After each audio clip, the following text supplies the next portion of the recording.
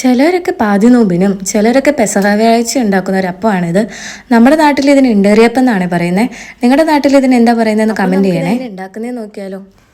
ഇതിനു വേണ്ടി തലേ ദിവസം 2 ഗ്ലാസ് പച്ചരിയും 3/4 ഗ്ലാസ് ഉഴുന്നും വെള്ളത്തിലിടണേ. അതിനുശേഷം ഒരു ജാറെടുത്ത് അതിലോട്ട് പച്ചരിയും കുറച്ച് നാളികേരവും ഉള്ളിയും ജീരകവും ഒരു കഷ്ണം വെളുത്തുള്ളി ഇട്ട് നല്ലപോലെ അരച്ചെടുക്കുക. ആവശ്യത്തിന് വെള്ളം ഒഴിക്കണേ. അതേ ജാറിൽ തന്നെ ഉഴുന്നും എടുത്ത് നല്ലപോലെ പേസ്റ്റാക്കി രണ്ടും കൂടെ മിക്സ് ചെയ്ത് കൊടുക്കുക. അതിനുശേഷം കുറച്ച് നാളികേരം കൊത്തി എരിഞ്ഞ് വറുത്തതും കുറച്ച് വേപ്പില വറുത്തതും കുറച്ച് ചുവന്നുള്ളി വറുത്തതും കൂട്ടി നല്ലപോലെ മിക്സ് ചെയ്യുക. അതിനുശേഷം നമുക്ക് ആവശ്യത്തിനുള്ള ഉപ്പിടാൻ മറക്കല്ലേ.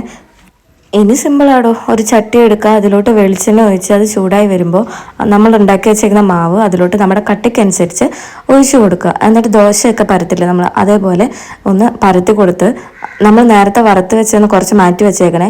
അതും കൂടെ ഇതിൻ്റെ മുകളിലിട്ട് ഇട്ടതിന് ശേഷം ഒരു മൂടിയെടുത്ത് അടച്ചു വെക്കുക. ഒരു സൈഡ് മുരിഞ്ഞു വന്നതിന് ശേഷം അത് മറിച്ചിട്ട് അപ്പുറത്തെ സൈഡും ഇതേപോലെ തന്നെ മുരിച്ചെടുക്കുക. വീഡിയോ ഇഷ്ടമായ എല്ലാവരും ലൈക്ക് ചെയ്യണേ.